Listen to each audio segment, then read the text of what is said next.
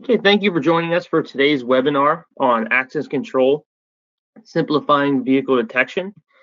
I'd like to thank everybody in attendance as well as our co-host Action Industries for making this presentation possible. My name is Cameron Moran, and I am the access control segment manager for EMX. I will be leading today's webinar. During the presentation, we will discuss the four most common means of activation in access control. For each item, we will discuss the technical details, how they are installed, the configuration, limitations, and the best application for each product. We will also be discussing the EMX products that fall into these four common categories and what set them apart.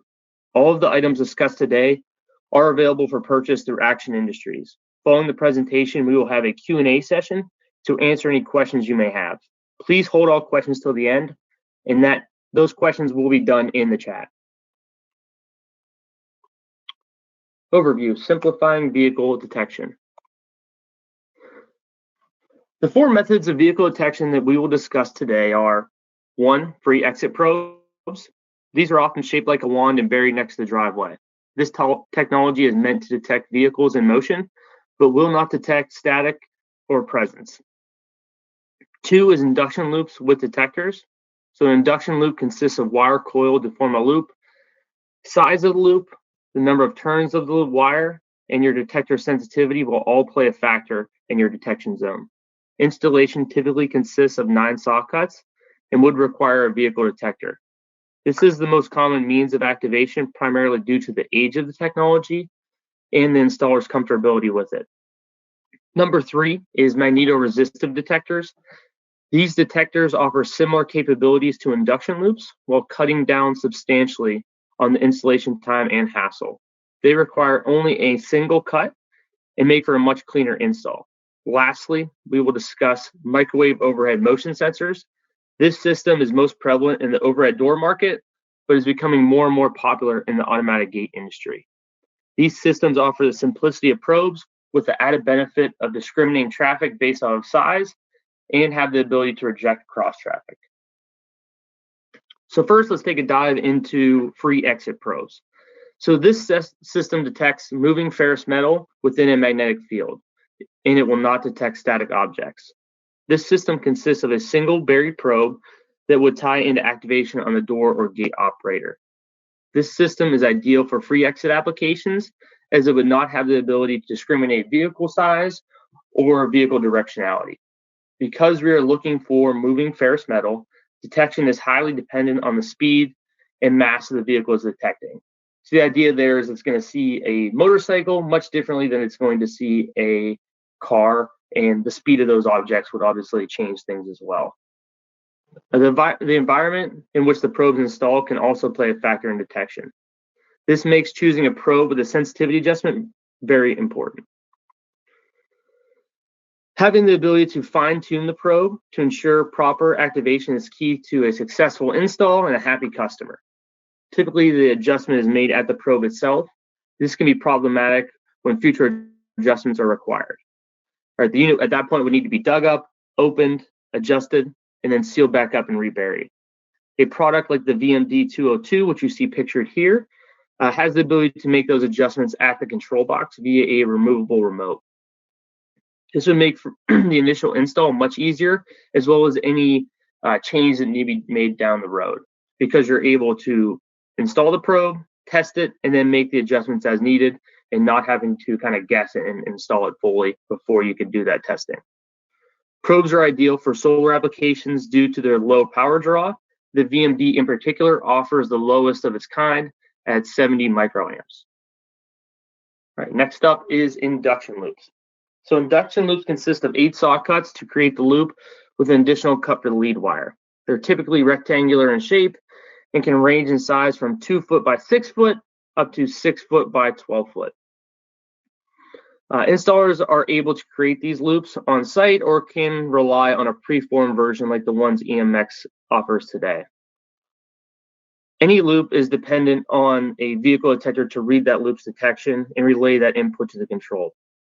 These can be used for both activation and presence due to the range in size and the detector's capability These are highly customizable for the installation. So vehicle detectors typically have 10 levels of sensitivity, which allow to adjust any noise out or false detections. This technology also allows to detect moving as well as static objects and directional traffic. When choosing a detector, it is important to know that they range in capability and functionality. So 3 features unique to EMX detectors today are: 1, detect on stop. So this would give you the ability to not only sense a moving object, a static object, but we can ensure that a vehicle has to come to a complete stop before we initiate that activation. Typically, we're setting that to a 3-second hold or a 5-second hold, where they would have to be stationary for 3 to 5 seconds to reach that activation. The second is multi-voltage. So this gives you the ability through one detector to work really in any gate operator that's out there, ranging in 12 volts all the way up to 240 volts. So this is not a dip switch setting or a change needs to be made. The idea here is that it can plug into really any control and it's going to work appropriately. And then the third is the ultrameter display. So this gives you a visual readout of the detector and what that loop is sensing. So when we're making adjustments during the initial install or any troubleshooting in the future, that's going to cut down a lot and make things much easier for you.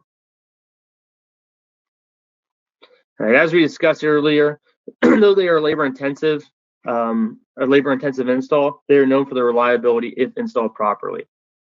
So loops are a great solution for anywhere where pavement hasn't been poured or if there's no issue with cutting up that pavement. All right, next we're going to get into magnetoresistive sensors. So this offers a single cut alternative to a loop, and in some applications, we can actually do it with no cuts. So a magnetoresistive sensor, they're the newest technology offered by EMX today. And we've had that technology out for a little over 4 years now. The way the technology works is rather than using an induction loop in the ground, we are measuring the Earth's magnetic field and setting a baseline. So at that point, we're looking for any changes in that magnetic field. The image on the right is a good representation of that field that's created. So you kind of get that dome shape. The dome you see in the picture is roughly about 5 foot at its maximum. And through dip switch settings, which would be our X, Y, and Z axis, we're able to adjust that shape and kind of narrow it down to meet the application and make sure it's going to work for that specific install. Once installed, the functionality of the system is very similar to an in-ground loop. We are relying on the detector at the control box to read the device and make sensitivity adjustments. Like a loop, we're able to detect static objects and moving objects. We can also detect directional traffic, though this would require an additional logic module to be installed. Right, this is a great solution where loops are not feasible. We see these done a lot in existing loops where a loop has gone bad, or when the customer is concerned with cutting in driveway. You know, if it's a brand new residential driveway, the last thing they want you to do is cut those nine cuts in it and kind of ruin everything. The installation of the product is very simple. So we have 2 different options. We have a direct burial version as well as the flat pack. The software for the technology in those systems is exactly the same. It's just a different housing depending how you're going to mount that. A lot of times we will see the flat pack installed in a ground installation, but the direct burial can be used in that way as well. And then if we're mounting off to the side on like a baller post where we're not mounting into the ground, we would typically be using that DB or the direct burial version. So what you see here as far as that install is that direct burial put down into the ground. And this offers the same visual display as our vehicle detectors, so adjustments are made easily at the control box. The best application for this product would be loading docks, dealerships, forklift, really anything where we're going to be able to use a loop, we should be able to use this product as well. All right. So the last one we're going to review today is microwave as well as infrared sensors. So when we talk about overhead microwave motion, it's a Doppler radar microwave radar or detector. So basically what we're doing here is we're shooting out a signal and we're looking for reflectivity off of an object. This is meant for really only to detect motion, where you can set the relay hold time. So once we achieve that motion, we can hold the relay for a certain period of time. But once a vehicle has stopped moving, we're no longer detecting it. So based off of that reflectivity back, we're able to judge the size of the object as well as the speed of the object. So it's highly customizable. So we have the ability to detect directional traffic as well as reject cross traffic. And then we can set what that minimum size object we're going to detect for. So with that technology, you can basically say, I want to detect a forklift size object or larger. And then at that point, you would discriminate any type of pedestrian traffic out. So it's a very simple install. It's going to mount above typically an opening. For our sensors, you're going to see a range of 8 foot all the way up to 23 feet as far as our mounting height. Because you are working with such a wide range of mounting heights, it's also important to note that this is never going to be, regardless of manufacturer, a out-of-the-box solution. So the system sees things a lot differently at 8 foot compared to 23 feet. So we need to make sure we're making those adjustments out in the field, walk testing them, drive testing them to make sure that we're activating for the appropriate traffic and kind of what we're looking to do. For this type of a system, this can be mounted inside or outside, depending on your door, the direction of the traffic. And then we can also, the reason for that, I guess, it would be just that it's a NEMA 4 IP65, waterproof, dustproof, going to work in any of those applications. Most are available with a remote for easy setup, which you can see why there would be value there. When you're mounting at 23 feet, it's pretty difficult to get there on a ladder and make those adjustments. And obviously, like I mentioned before, you got to walk test that or test it to make sure that it's activating for the traffic you want it to. Some units are available with a dual relay for flexible operation. So where this comes into play is if we want to activate the door for vehicle traffic, but we want to have a separate relay fire for pedestrian traffic, maybe to activate a keypad, a pedestrian door, maybe a specific light to warn people on the other side, we can do that with just the one system. And this can be configured to meet a wide range of requirements. Obviously, with the mounting height, the system also has a bracket that it mounts on where we can kind of shoot that pattern out closer to the door or shoot it farther away if need be.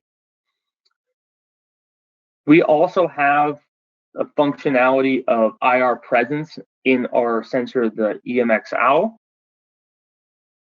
So with the OWL, it is a dual relay, but it has a presence detector as well. So the way IR presence works is we're basically taking an image of that area or that ground, and we're looking for any change in that image.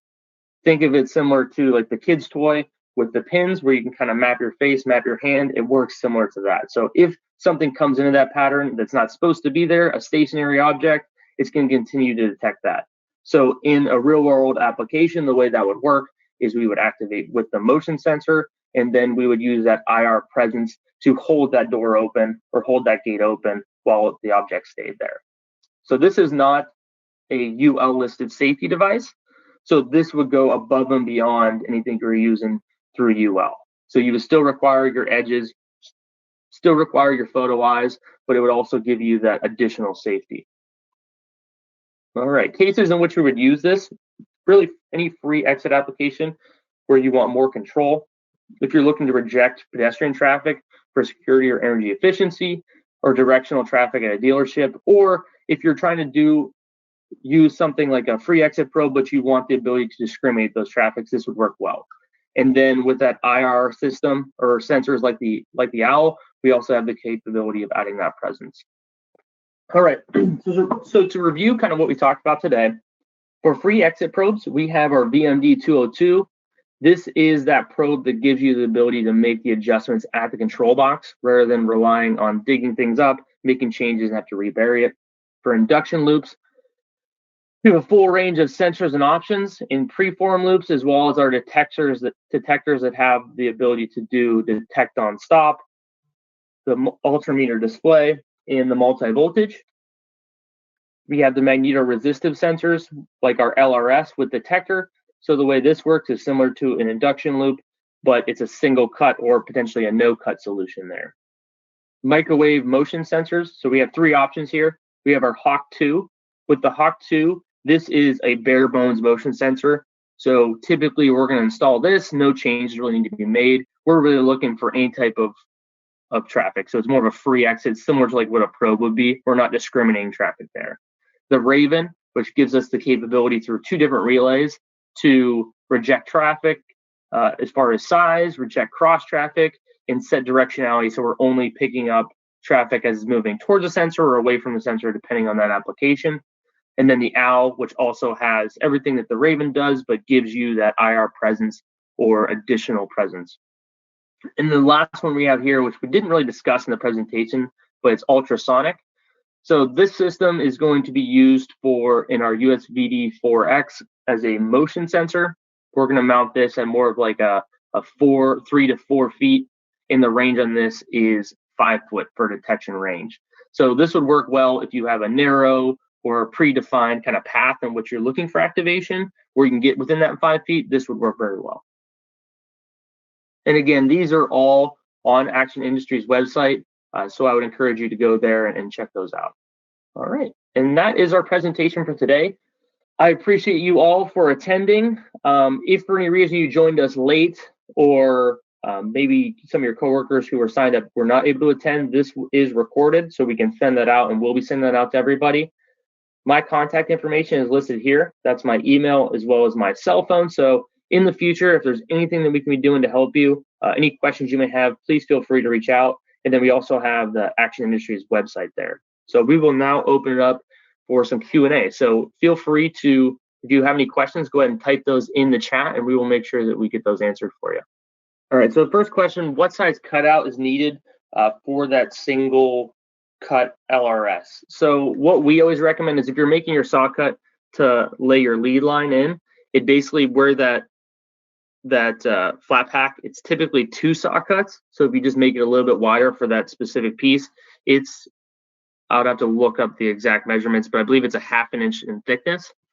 So that can almost pretty much lay into a single saw cut. When you're talking about the DB or that direct burial, that's going to be a little bit larger, but not much. You might have to make a 3 saw cut across in width to have that fit in. All right, second question we have was, what applications would someone use the USVD4X for? So we use these a lot in, when I say a predefined path, like a drive-through application, or if we're trying to turn on some type of keypad where we know they're driving in that specific path, they're always going to be driving up the keypad where we can ensure they're going to be within 5 foot. Those would work well for anything like that. So it's, again, going to be like a free entry or a free activation. So anywhere where we can narrow that path down where they're going to be within 5 foot for that detection. So the next question we have was the flat packs. Are they being revised, and is it available now? So the flat packs are still in the middle of being revised.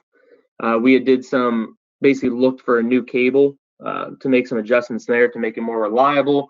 That will be available mid-August is what we're looking at for a release date there. As far as the DBs, those are available today. All right, next one is, are you developing a microwave system which could be used as a safety device on sliding gates? So with the sensors that we have available today in regards to microwave, those would need to be mounted at a height. What we see as of right now for microwave is just as an activation system. We're only looking for motion, so that makes it difficult from a safety perspective. Also, at this time, microwave technology is not a UL listed safety device. So if we were able to develop anything that would be microwave in regards to safety, it would still have to go above and beyond any type of safety standard. So you would still need to have your photo eyes, still need to have your edges. All right, so next one is, do you have any simple reporting systems for car counting? As of right now, we do not. So the way our systems have worked, we work with a number of different people that do that car counting, but we are integrated in. So our detectors or our preform loops or LRS systems, those are incorporated into a larger system for that counting. That is something that we are looking at, though. So the next one is the Raven a one and done product, no need for low door size? So for that type of a system, for the Raven, because we have 2 different relays, you could potentially tie those in if you had like an overhead door. I think if I understand this question correctly, on your door, if you have the ability to do a half open and a full open, you could tie relay 1 for pedestrian traffic, and it would just do that half open, and the secondary relay for vehicle detection where we would have a full open. So yes, you could use that as a one and done for different cycles, or for energy efficiency if you didn't want to have that door come to a full open. All right, next question is, when cutting, what are you using to fill in and secure the product in the ground? So you're just using a standard sealant is what you would use for a pre-form or a regular loop in the ground. We do ask that if you can find like a more of a hard sealant, those seem to work a little bit better, but your standard sealant. So for motorcycle detection, the question here is, for motorcycle detection, what is the best method of detection? In regards to really anything but a loop, the loop is going to probably be the most troublesome for you in getting that detection on a motorcycle. We can typically do detection pretty well with that LRS system when it comes to motorcycles, as well as the overhead motion type systems. Though I will say, with an overhead motion system, it might be a little bit finicky if we're trying to reject pedestrian traffic, because from up high it may see that motorcycle as like 2 people wide rather than a vehicle. So keep that in mind. But really, free exit probe, the LRS system, or the overhead motion systems would work well for a motorcycle. Very good. Well, if you don't have any more questions, I thank you all for attending today's webinar. Again, jot down my phone number there. If after the fact you think of something or have a question or didn't want to ask it in the chat here, feel free to reach out. I'd be more than happy to help you any way I can. And thank you again. And hopefully we can put on some more webinars for you guys and give you guys some good quality information.